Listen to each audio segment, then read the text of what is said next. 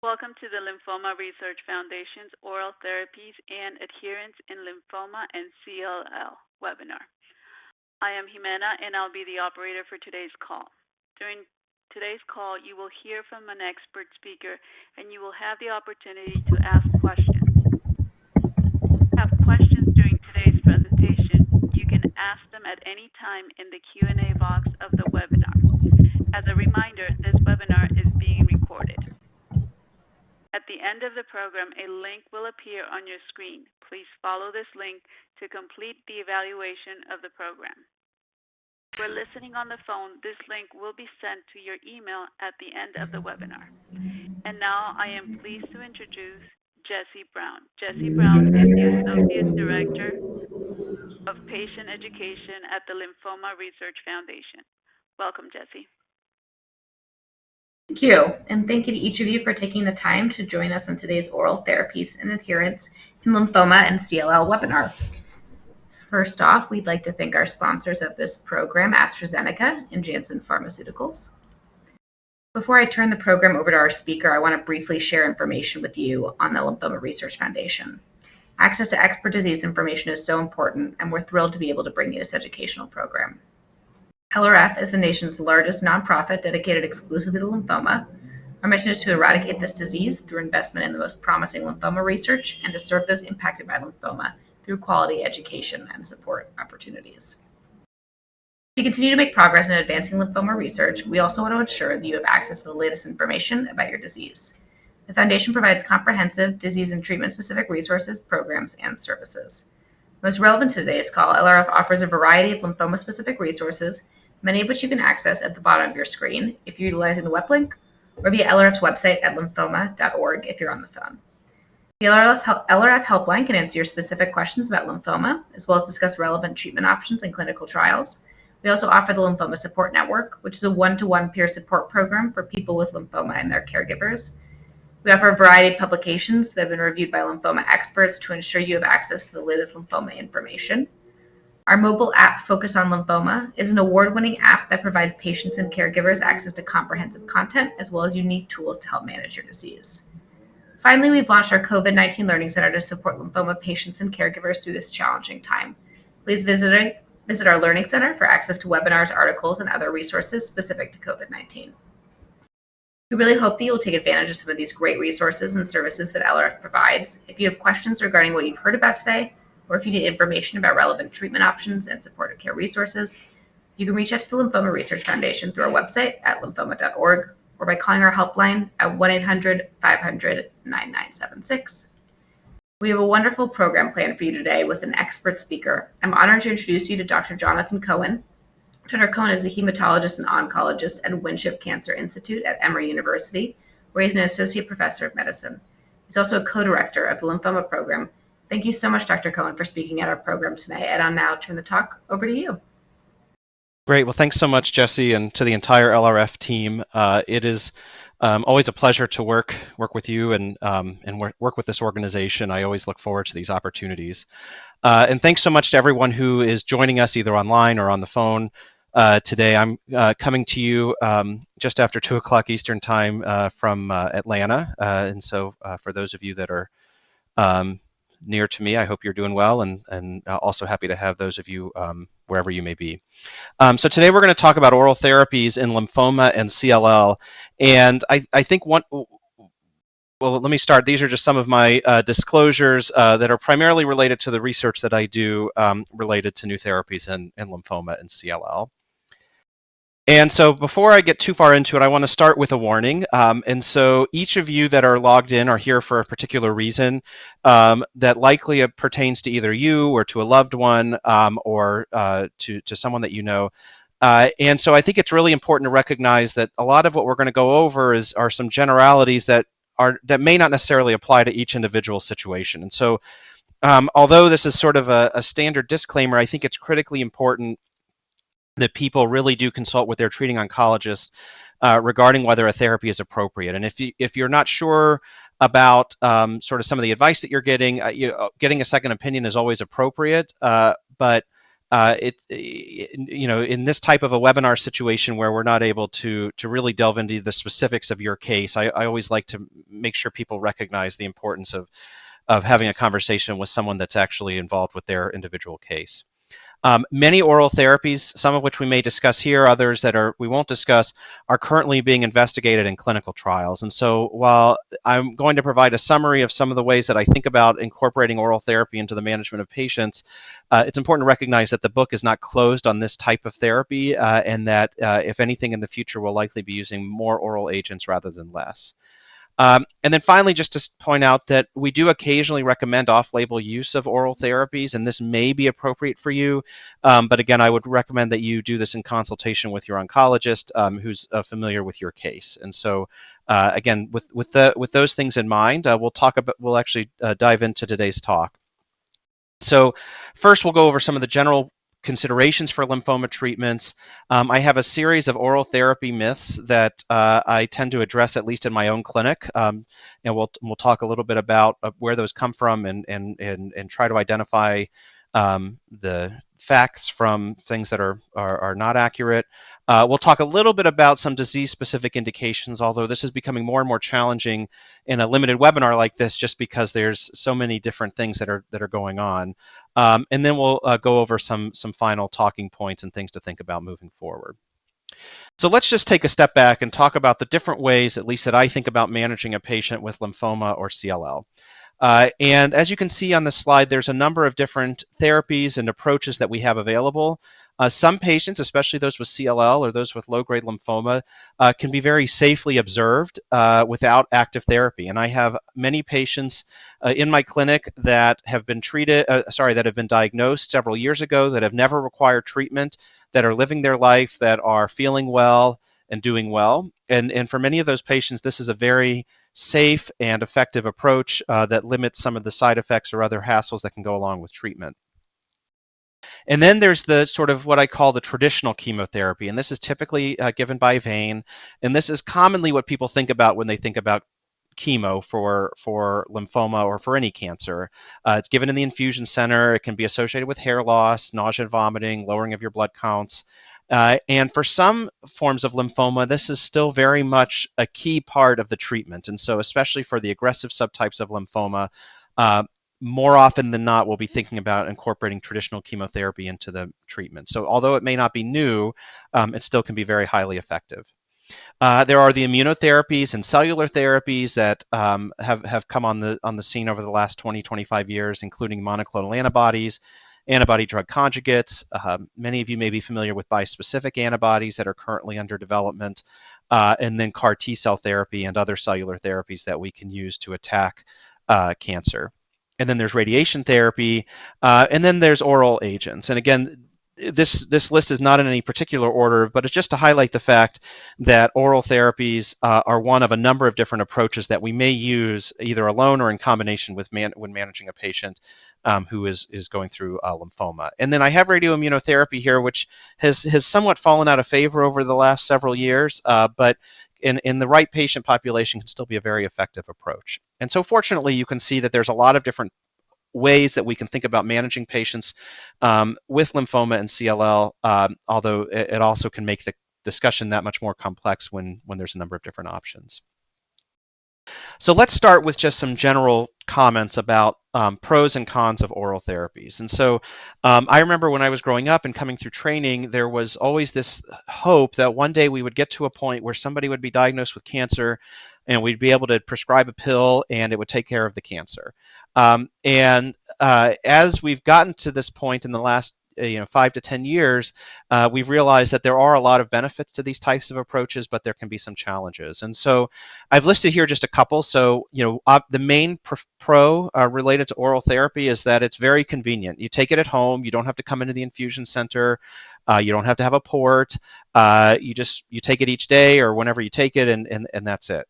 Many of the oral therapies have less severe toxicity, and some of them may also be more effective than our traditional chemotherapy agents. And so that's sort of the goal, right, is to have something that is highly effective and not very toxic. And I'll point out that we do have a number of examples of this, although it's also important to recognize that toxicity can arise, and that the toxicity profile for oral therapies can sometimes be a little bit different and a little bit more nuanced. Many patients like the fact that you are continuously treating the cancer. So as opposed to an abbreviated course of chemotherapy, if you're on sort of chronic therapy or at least long-term oral therapy, mentally that can sort of provide that reassurance that you're on treatment. And then travel and work scheduling is obviously easier. You're not having to schedule around infusions. And so in the era of COVID, it's a little bit different in general, but certainly it's much less disruptive to your lifestyle than traditional chemo. But there can be some cons. So adherence can be difficult. So taking a medication every day or twice a day or once a week or however often you take it, it seems straightforward until you get in the middle of life and you realize that you're headed out of town and you forget to grab your medicine, or your kid was going to miss the bus and you had to drive them to school and you forgot to take your medication before you left the house in the morning. So there's a lot of things that can come up that can make it challenging. There's cost issues. So these oral therapies are expensive. They're frequently covered by insurance, but the copays can still be quite high. There's hassle with going through patient assistance and other avenues. So these are all things that are certainly surmountable, but are a little bit different than just saying, hey, show up on Friday for your infusion. There can be some chronic low-grade toxicities, which can be minor, but can become problematic. I always tell people that having sort of low-grade nausea is one thing for a couple of months. To have low-grade nausea for 5 years while you're on a therapy can become problematic.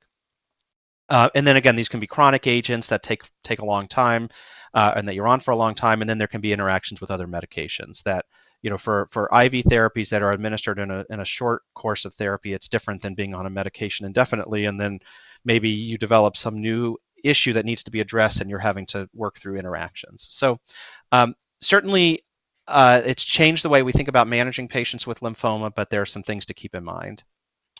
So let's talk a little bit about some common myths that people bring up. So one is that oral therapies are not chemotherapy and are therefore less toxic.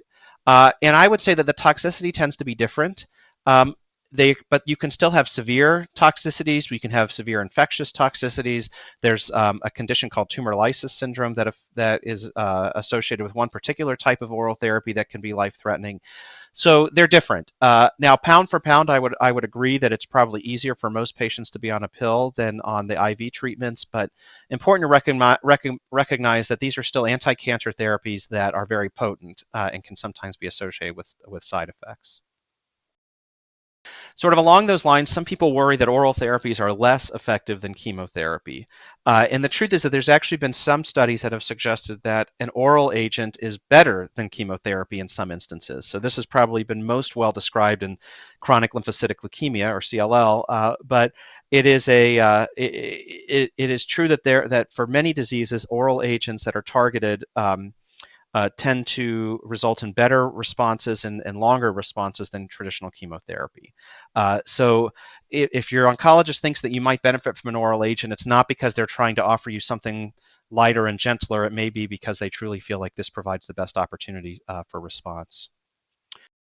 Another myth is that oral therapies are safer than chemo and are not associated with a risk of infection. So I think most people recognize that traditional chemotherapy can reduce your white blood cell count and increase your likelihood of infections. And sometimes patients even end up in the hospital with fevers and infections. But the truth is that there are other types of infections that have been described with oral agents that are a little bit different than what we commonly see with IV chemotherapy. And so again, it's very important to maintain contact with your oncologist. And if something new is developing, a new symptom, a new fever, it's very important that you alert the team to that, because even though your white blood cell count may not be all the way down to zero, you still can develop a fairly significant infection while on these therapies. Another concern, I just brought this up, is that oral therapies are prohibitively expensive for most patients. And so there is no question that oral agents are expensive. And for those of you that maybe haven't been on one before or are sort of deciding what to do, one of the differences in most cases for patients that are receiving oral agents is that this is obtained through your prescription coverage, whereas IV infusions that you get in the infusion center typically come from your more traditional medical coverage. And so sometimes, depending on your prescription coverage, there can be a high copay, there can be a high out-of-pocket maximum. And so one of the things that I always tell my patients, and we'll go over this again toward the end, is that if you are in a situation where the copay that is provided causes a hardship, please be sure to speak up. I would tell you that within my own practice, well over half of my patients ultimately receive some are participating in some sort of patient assistance program. This is not just for patients that are in poverty or that are uninsured. There are often ways that we can work to be able to obtain the medication. And what I tell people is, even a $500 copay, which for some patients, may be something that you can manage. It's one thing to have a $500 copay for 6 months. It's another thing to pick up a $500 copay for the next, year, 2 years, 3 years. It's almost like, a new car payment or something. And so I always recommend that patients speak up because we, at least at our clinic and at many clinics, there are staff that are available to help navigate that and to help get it to a point where it's reasonable.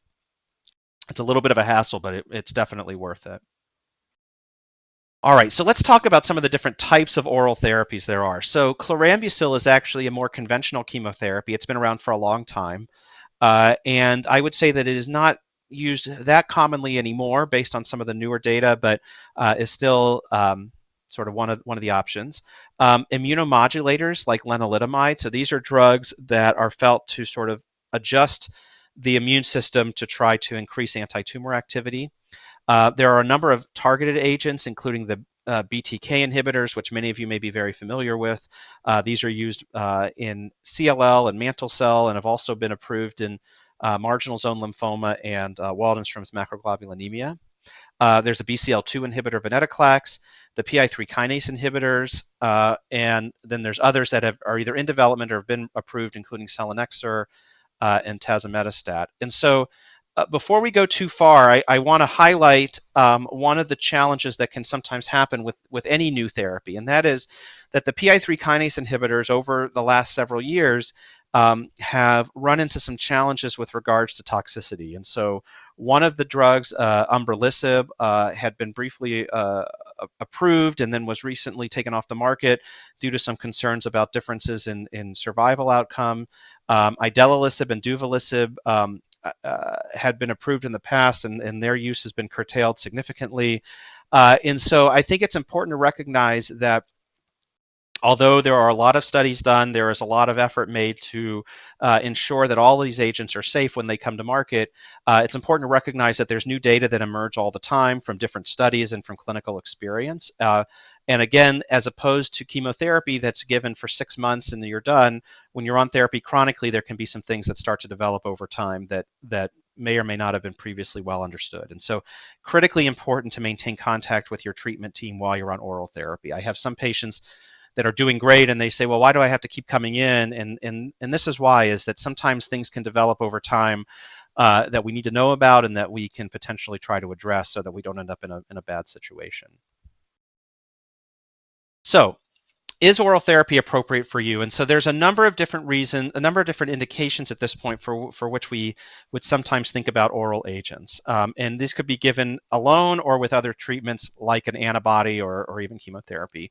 And so you can see here I've listed a number of different lymphoma subtypes for which oral agents are commonly used. So CLL, follicular lymphoma, marginal zone lymphoma, mantle cell, and lymphoplasmacytic lymphoma. There are some aggressive non-Hodgkin lymphomas, including large cell lymphoma, where we sometimes think about incorporating oral agents, especially in the relapsed setting. There are some T-cell lymphomas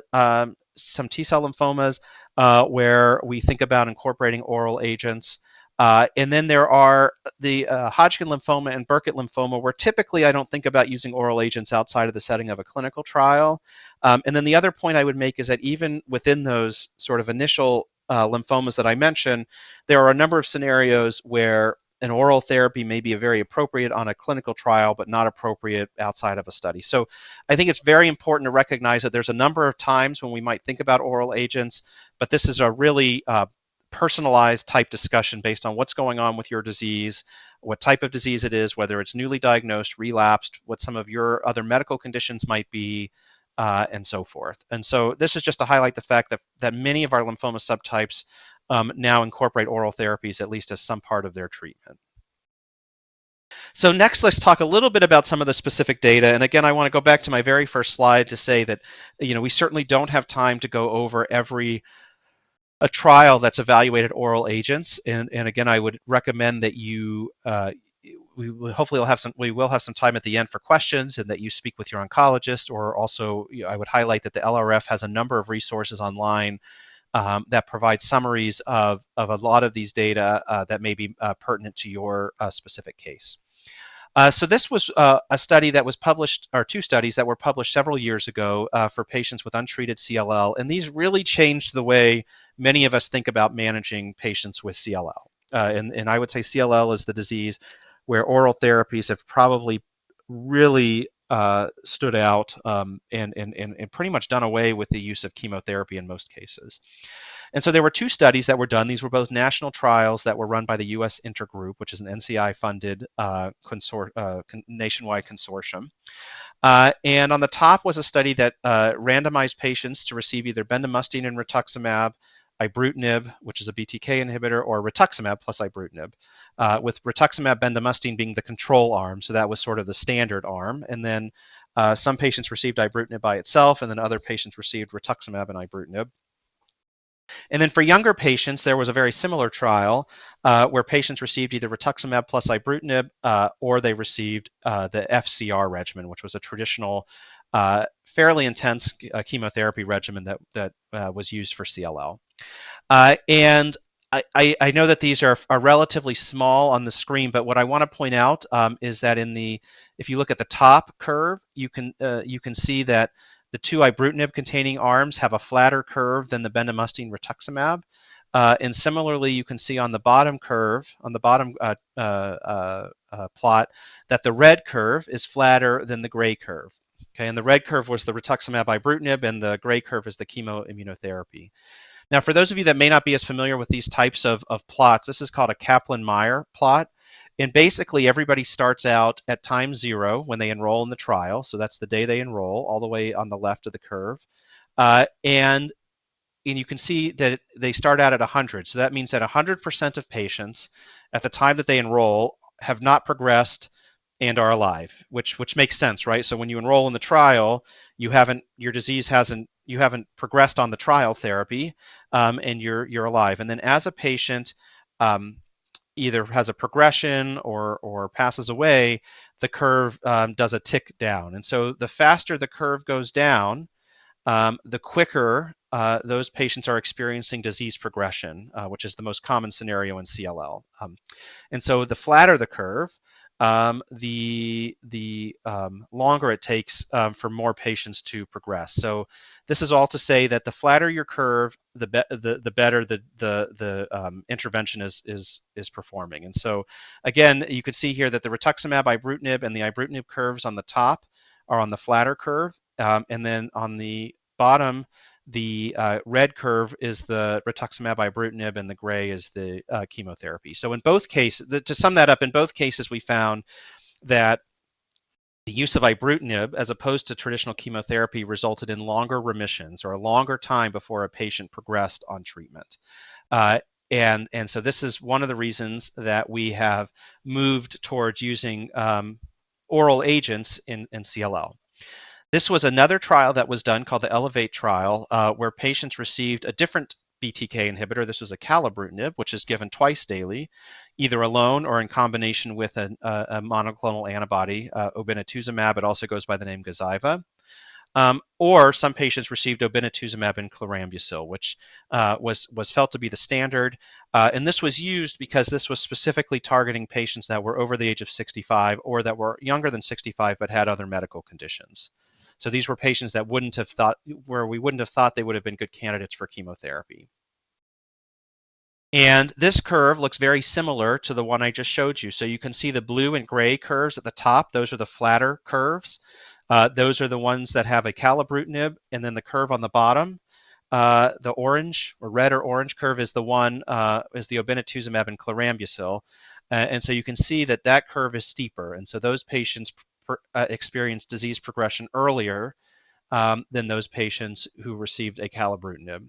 So again, this would highlight the fact that a BTK inhibitor results in better, what we call progression-free survival, meaning being alive without disease progression, than patients who were receiving obinutuzumab chlorambucil. And again, this is why, based on these data, we've really moved away from using more traditional chemotherapy. Now, many of you may be wondering, well, okay, I've heard about the BTK inhibitors, but what about Venetoclax? I've also heard about that. And so Venetoclax is an oral agent that works a little bit differently than the BTK inhibitors, that works differently than Ibrutinib and acalabrutinib. And Venetoclax targets something called BCL2. BCL2 is a protein that aids in cell death. And so when it's not functioning properly, those cells don't die the way they should. They don't go through the normal life cycle, and they start to accumulate. And so, and that's one of the things that can lead to the development of CLL. And so, this is a different type of therapy that targets that pathway. And so, in this study, patients again were randomized. They had untreated CLL, and they received either obinutuzumab and Venetoclax, or obinutuzumab and chlorambucil. Okay, and again, chlorambucil was felt to be the standard at the time. One thing that is a big difference about this trial as opposed to the ones I just went over is that in this study, the Venetoclax is just given for 12 months, and the chlorambucil is given for 12 months. So this is a time-limited, defined duration of therapy. So whereas with Ibrutinib and acalabrutinib, those are designed to be given indefinitely, this regimen is designed to be given for a total of 1 year. Okay, and so many of my patients have been really excited about the possibility of a 1 year of follow-up. And so this is the Kaplan-Meier curve. As you can see, this is how a lot of our data are presented. And you can see that those patients who received Venetoclax and obinutuzumab, those on the sort of solid black curve, experienced progression at a later time point than those patients who received obinutuzumab and chlorambucil. And so this has been very encouraging. And one of the things that's been particularly exciting is that if you look at this at the left vertical dotted line, the left gray dotted line that's going up right from the 12-month mark, that is when patients stopped treatment. So all patients had finished their therapy by this point, and you can see that the curve stays pretty flat even after that. So these are patients that are now going multiple years off of therapy after just a year of treatment. So this is one of the reasons that one of the reasons that this has been a very exciting new therapy.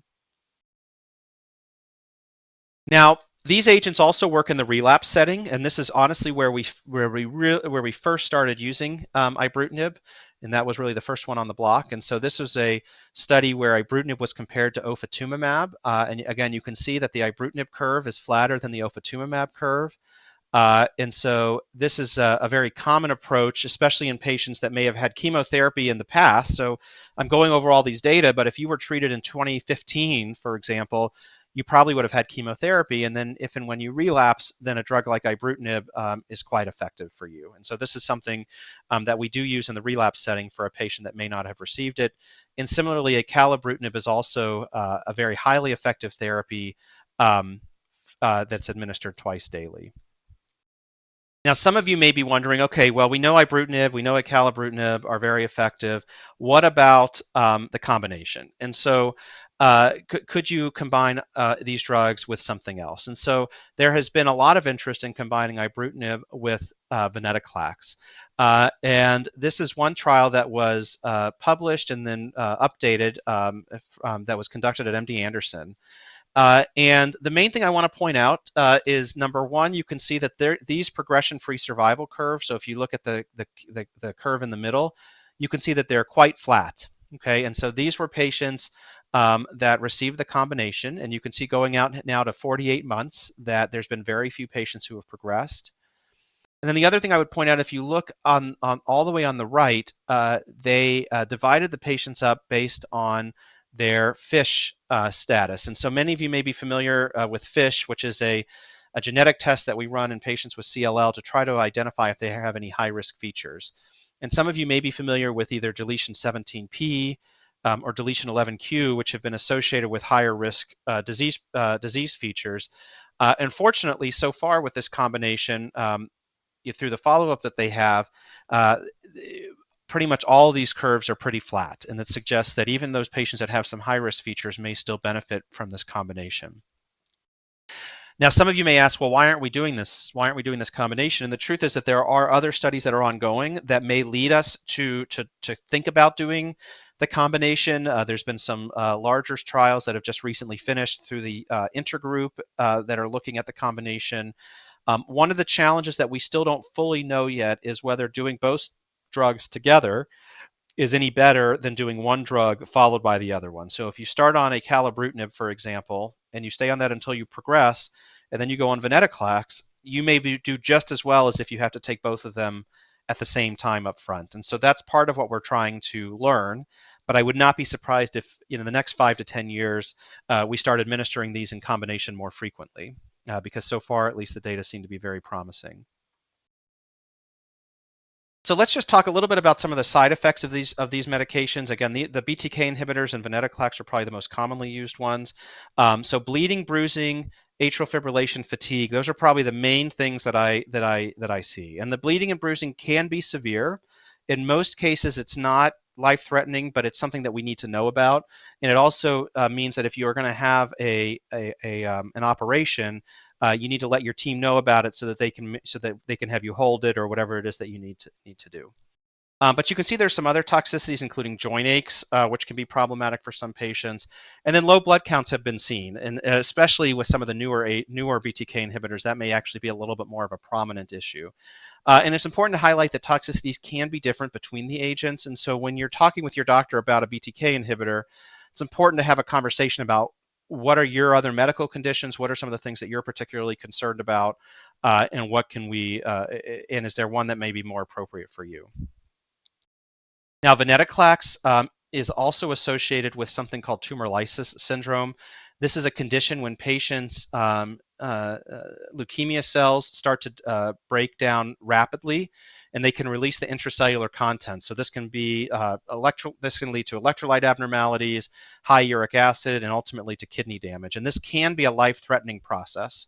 So it's very important that if you're thinking about Venetoclax, that you are being observed very closely. And in fact, some patients actually have to be hospitalized to initiate therapy. And this is usually very uneventful, but it does require a night or two in the hospital to get IV hydration and be monitored.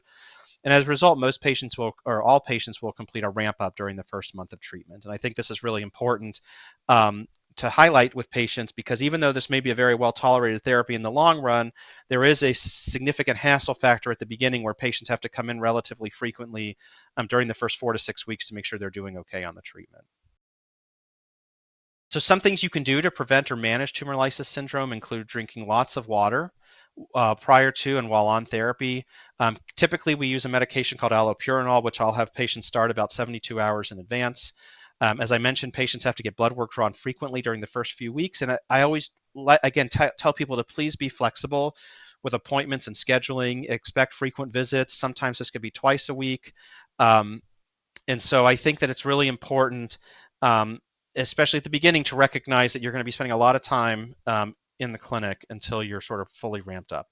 The good news is, though, that this is typically a fully reversible process. Even if it happens, there's generally not a lot of long-term complications from TLS. And so if you can get through it okay, which the overwhelming majority of people do with aggressive supportive care, you can expect to actually tolerate the Venetoclax quite well. There can sometimes be some GI side effects, some neutropenia or lowering of the white blood cell count, but for the most part, patients tolerate it quite well.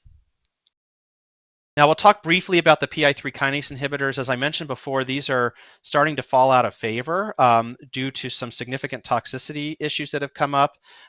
There are some oral as well as IV formulations, and as I mentioned, umbralisib is no longer on the market.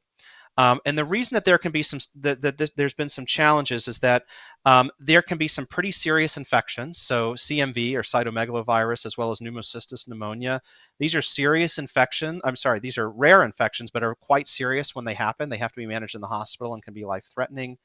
There's also been a number of autoimmune mediated toxicities, including colitis, which can be very serious and require hospitalization. inflammation of the lungs, and so forth. And then there was some additional data published over the last year or so where some patients enrolled on trials experienced an increase in frequency of death, which we think was related primarily to COVID-19. However, certainly given all of these issues that have come up, there's been a lot of concerns raised by the FDA, as well as by patients and physicians about what role these therapies may have. The challenge is that many of them are actually quite effective, and so you hate to sort of lose the opportunity to have patients benefit from them. But obviously, having a patient with a low-grade lymphoma or having any patient that dies or experiences a major complication like this is a problem. And so this is why these therapies have become much less commonly utilized in recent months and years. So I know we've talked a lot about CLL, which again is the therapy where probably oral therapies are used, or the disease where oral therapies are used the most commonly. So this is my general approach, and so basically there's a lot here that you can certainly review on your own that's fairly standard. I think the main thing I would point out is that except for those patients that fall into this category on the bottom left, so these are younger patients who are IGHV mutated, meaning that they have some of the lower risk features, those are the ones where chemotherapy may still be appropriate. But pretty much everybody else, I think about giving chemotherapy. I'm sorry, giving oral agents to and avoiding chemotherapy. So I think I would say in a year's time, I maybe start one patient with CLL on chemotherapy, and pretty much everybody else that requires treatment goes on one of these oral agents. Now we'll talk a little bit about follicular lymphoma and some of the other lymphoma subtypes. And so probably the therapy that's used most commonly in follicular lymphoma is lenalidomide.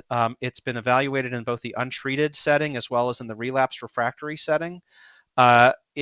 In untreated follicular lymphoma, there was a large trial called the Relevance trial, which compared it to chemotherapy and found no significant improvement, although the outcomes were relatively similar. And so one could argue that for a patient who is not eligible for chemotherapy, it may make sense to try rituximab lenalidomide in that setting.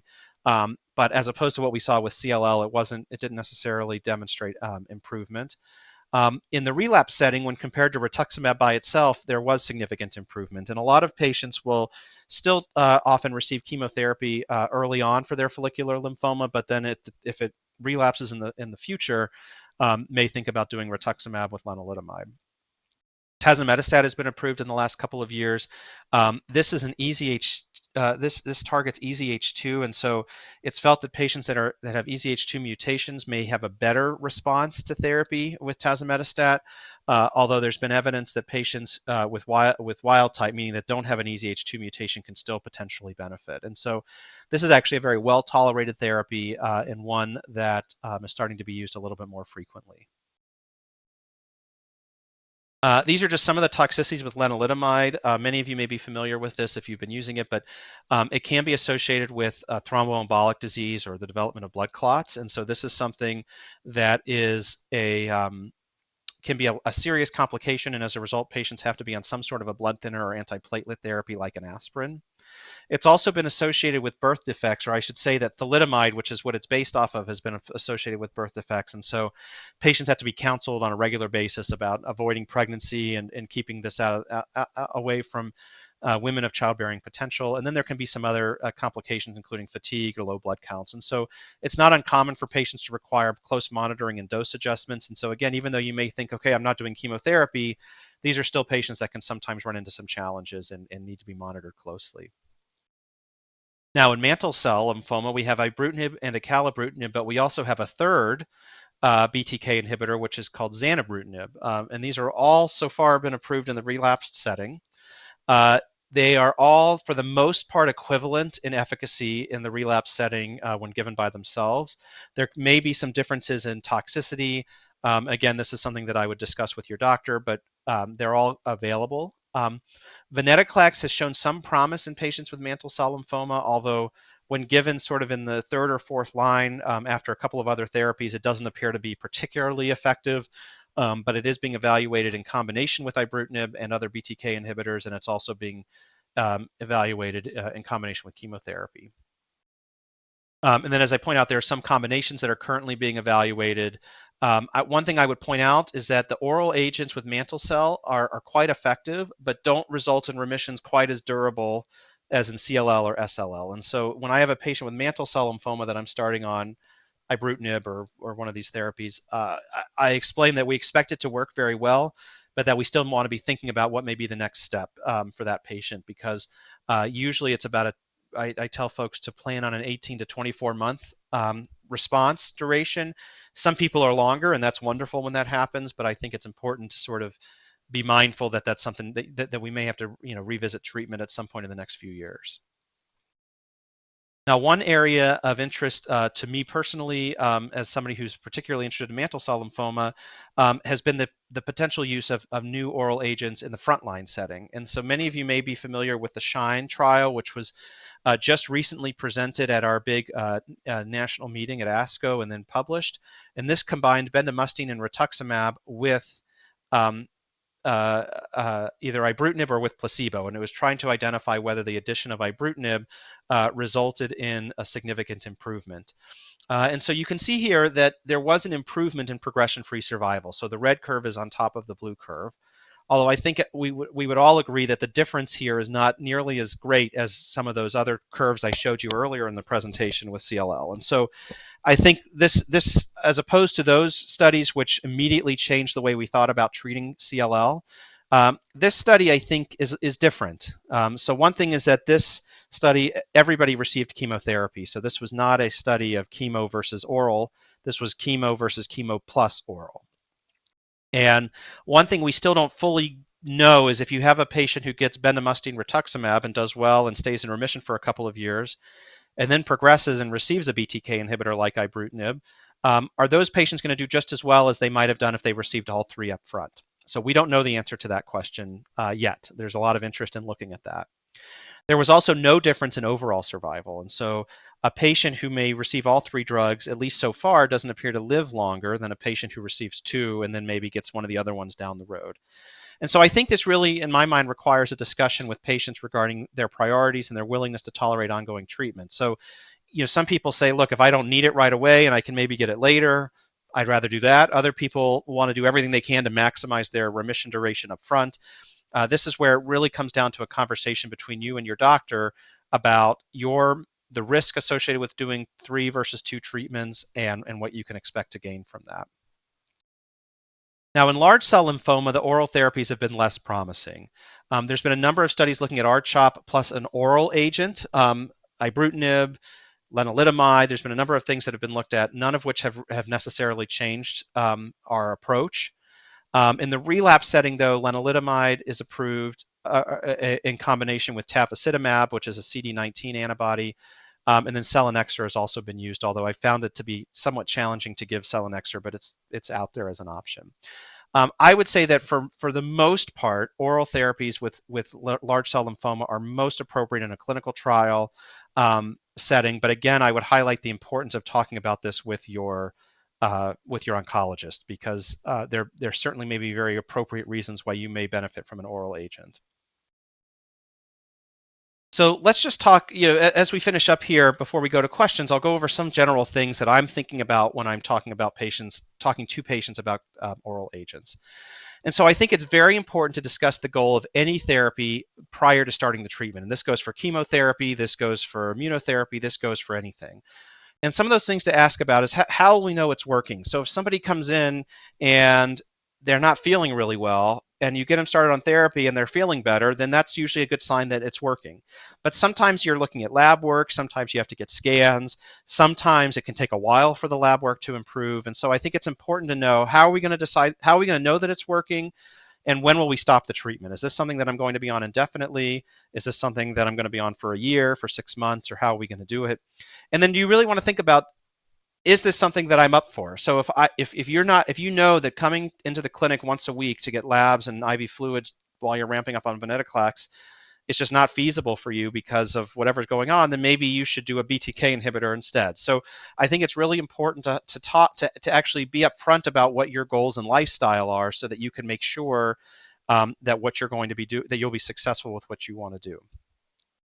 Now, oral therapy has really changed the way we think about side effects, and it's very important to communicate with your team about ongoing side effects, even if they're minor. As I mentioned, it's very easy to say, oh, well, they're just having grade 1 nausea or grade 1 vomiting.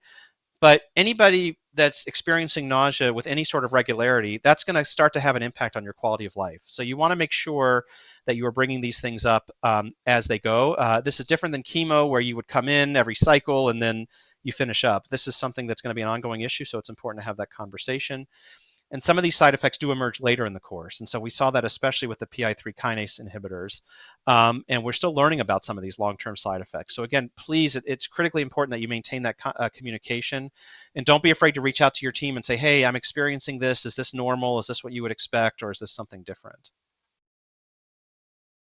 Another thing just to keep in mind is that more is not always better. And so 2 or 3 drugs may or may not ultimately improve the overall outcome. And so there's a lot of interest in looking at combinations. And it may be that ultimately we find that there are some combinations that are most appropriate for some patients. But that's not always the case. And I think, again, it's important to consider the goals of treatment. So it may be one day that we find that combining Ibrutinib and Venetoclax, for example, means that patients can stop therapy earlier than if they were on Ibrutinib by itself. And that may be really important and meaningful. Or you may say, I don't mind being on these individually. I don't want to take both and increase my risk of side effects or whatnot. So again, for an individual patient, a sequential approach may be equivalent to combination. And there's still a ton of trials ongoing that are going to help us answer this. And so this is still a very open area of research, because I would say, even within my own practice, I have a lot of debate in my mind about, should I be pushing to try to get to multiple drugs or not? And so we're doing a number of studies to try to sort that out. It is important to communicate clearly with your team about costs. This is something that people don't always like to volunteer. And sometimes, especially if you are, sometimes patients may be in a situation where, for whatever reason, they've needed to utilize resources in the past to help defray costs of treatment. Others may never have been in a position where that's been something they've had to think about for whatever reason. But these are therapies that need to be taken regularly, that need to be taken on schedule. So if you feel like you can't maintain that schedule due to costs, please bring it up, because it is not uncommon. This is a large part of what we do, but if we don't know about it, we can't address it. This is much better than getting the medication and realizing, well, I can only afford it every other month, so I'm going to take it every other day or what have you. So please don't be afraid to bring this up. I commonly, at least with my own patients, will bring it up sort of proactively to say these can be very expensive. We're going to talk to you about patient assistance programs. Okay, but I know it can be embarrassing or difficult, but you want to make sure that you bring that up so that you can make sure that you're taken care of appropriately. Just some future direction. So there's studies underway that are evaluating time-limited treatment. I think this is really the goal, to eventually get to a point where people get on therapy, they're on it for a period of time, they stop it, and can expect to stay off therapy for a long time. We're already there somewhat with CLL, with Venetoclax or Obinutuzumab, and hopefully we'll get there with additional combinations. Chemotherapy and oral agents are being combined in a number of different ways, and so that may be that over time there are some patients for whom this is most appropriate. And then there are molecular assessments. We didn't get into all this today, but there's a lot of interest in looking at specific predictors of outcome, predictors of response to different therapies. And so this may also help us identify the most appropriate therapy moving forward. And then one last plug before I finish up, just to consider enrolling in a clinical trial. If you have that opportunity. These are very exciting therapies, and we're still learning the best way to administer them. And so if you are at a center that offers a study, I would encourage you to at least consider it. Often it gives you an opportunity to sort of experience sort of the latest and greatest and get to participate in development of new therapies. So thank you very much. I know that is a whirlwind. I'm happy to answer questions. I know Jesse's going to help moderate, but I just want to thank everyone again for their attention. Thank the LRF for putting this together. As I mentioned before, it's always an honor to work with this organization, and I'm just happy to have the opportunity to be here today. So thank you very much. Great, thank you, Dr. Cohen, for that wonderful overview. We'll get started with Q&A just so we can get through these. We have a lot of questions coming in. The first question is, why would the FDA give approval in 2014 to the drug Idalicib with a boxed warning about possible fatal and serious adverse reactions?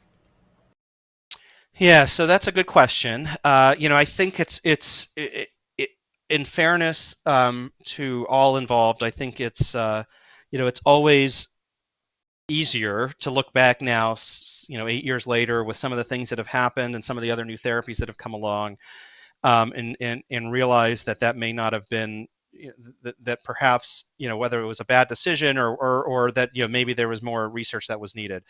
I think it highlights. So I guess I can't answer that directly other than to say that at the time we had fewer available options for patients, and the opportunity to give somebody an oral therapy that might result in a remission duration of a year, that was a pretty significant advance, especially back at the time when these trials were being done. I think as we've gotten better at managing lymphomas, and we've also had the benefit of follow-up, we've identified that there are some significant issues that make use of these therapies more challenging. And I have to give the FDA credit in the sense that as some of these things have come along, they have worked with the companies and investigators to try to be as upfront as they can about toxicities. One other thing I can tell you is that for any future Pi3 kinase inhibitors, they've now announced that anybody who wants to get a Pi3 kinase inhibitor approved is going to have to present randomized clinical trial data as opposed to some of the data that had been accepted earlier. And I think part of that is to try to address some of these issues that have come up. Great, thank you. Our next question is, when is an Ibrutinib given, and is it approved for first-time treatment? I'm sorry, when is Ibrutinib given? They said Zanubrutinib. Oh, Zanubrutinib. I'm sorry. So Zanubrutinib is right now is for mantle cell lymphoma and for other lymphomas is primarily approved in the relapse setting, especially in mantle cell, but it also is now utilized in marginal zone and Waldenstrom's macroglobulinemia. Having said that, I think for some patients for whom chemotherapy may not be appropriate, that's one of the times when it would be worth considering off-label use, depending, and that's where I think that's where you really need to have discussions with your doctor. But I would say the most common scenario where I use Zanubrutinib is in relapsed mantle cell lymphoma, but it is effective in other lymphoma subtypes. Perfect, thanks for that. Our next question is, where are unmutated CLL cells in the lymph node? Where are unmutated CLL cells in the lymph node?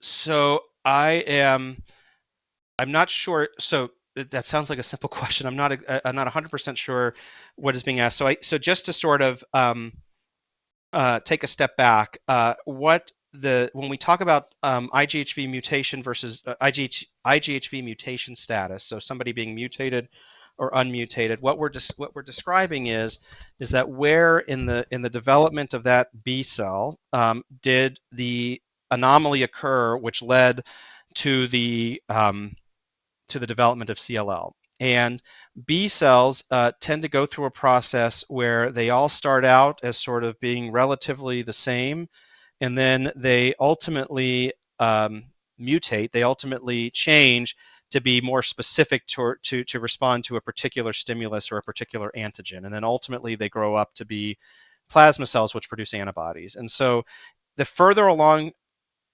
in that maturation process that a cell is when the CLL develops, that tends to be associated with a better, at least historically, a better response to chemotherapy. It appears that fortunately most patients respond well to oral agents. So I'm not sure if that's exactly what the question was, but the mutation status has to do a little bit more with the stage of maturation where a lymphocyte was when it sort of became cancerous. Great, thank you for clarifying that. Our next question is, how long can I take Calquence for mantle cell? This is a person who's been on it for several years. So if you're doing well with it, you can take it, I always tell people, until it stops working. So as I mentioned, the average is about 2 years, but if you've been on it for more than that, and you're doing great. I would say just keep it up. Certainly it's important to continue to keep in touch with your oncologist, and if there is any evidence that things are starting to change or progress, you'd likely want to be in a place to transition relatively quickly to an alternative. Sometimes we'll think about something like CAR T in that setting, but if you're doing well, you can stay on it as long as you need to. Do you notice response differences of following up CAR T-cell therapy with oral therapies, for example, selinexor? So that is a good question. So I would say that there is a lot of interest in trying to see if patients who complete CAR T can, and who ultimately experience disease progression, can sort of recapture that response. And there's been a number of different therapies that have suggested that may be possible. So we've seen that with radiation treatment. There's some thought that lenalidomide might help with that. So I guess what I would say at the current time, it's hard to point to any particular therapy which has been clearly associated with a difference in response pre versus post CAR T, but it's an area of interest, and I suspect that with time we'll get better at managing patients that have experienced a relapse after CAR T, and we'll have a better sense of what are the therapies that are most appropriate to augment that response. Thank you. Next question is, I have splenic marginal zone lymphoma, which is never discussed on webinars because it is rare. Is there another type of lymphoma that it can be compared with for treatments? Good question, and unfortunately that is accurate. I think maybe that might be worth, for Jesse and your team, it may be worth thinking about, some marginal zone specific material, just because it is. Yeah, we actually have a specific session at our upcoming virtual educational forum specifically on that, so that might be a good opportunity, because you're right, we usually don't cover it at some of our other programs. So definitely please look into our educational forum. But now I'll turn it back to Dr. Cohen. Yeah, absolutely. Yeah, so absolutely. So the first thing is, I would say I agree and apologize, and you're right, it's a less common disease. So it's interesting you asked the question about, can it be sort of compared with other diseases, and the truth is we used to think that it could, and we have found in recent studies that it actually responds differently to different therapies. So for example, CAR T-cell therapy may be a little bit more effective in patients with follicular lymphoma, which is in a different low-grade lymphoma, as opposed to marginal zone. On the other hand, though, the BTK inhibitors tend to be more effective in marginal zone than they might be in follicular. So I often think about it when I'm deciding like whether or not a patient needs therapy, or I'm evaluating a patient. It often behaves similarly to follicular lymphoma and other low-grade lymphomas, but it clearly is a separate entity. And fortunately, there's been some clinical trials over the last couple of years that have evaluated marginal zone by itself, which I think is important, because we've definitely found that biologically it's different and responds a little bit differently. So would definitely encourage you to take a look at that upcoming session, because hopefully they'll be a little bit more specific information. Thank you. I think we have time for a couple more questions. I know we had a lot here, so we really apologize if we couldn't get to them. But the next question is, I'm curious if you have compiled data that examines how, for example, an oral for CLL pairs with another immunotherapy drug like Keytruda for lung cancer. So that's a great question. So there have been a number of different studies that have looked at combining BTK inhibitors with immunotherapy. So there's been studies in CLL looking at CAR T with BTK inhibitors. There's been some studies looking at BTK inhibitors in combination with checkpoint inhibitors like pembrolizumab or nivolumab. I would say that so far nothing has necessarily emerged as sort of a definitive answer, but I think that is absolutely an area of interest, and we know that the checkpoint inhibitors like Keytruda are effective especially in Hodgkin lymphoma, and maybe some other lymphoma subtypes. So there certainly is room for continued evaluation there. So I would say that's something that's likely to come in the near future. Thank you. If it's okay with you, Dr. Cohen, do you have time for 2 more questions? Sure. Yep. Okay, great. The second to last one is, how much does molecular diagnostics play into the treatment options of oral therapies you pick for patients? Well, that's a tough one. So I would say it depends, which I know is not a very easy answer. This is one where I probably will refer you back to your oncologist. There are some instances where it's critically important, and then there's others where it may not be as important. So I'll give you an example.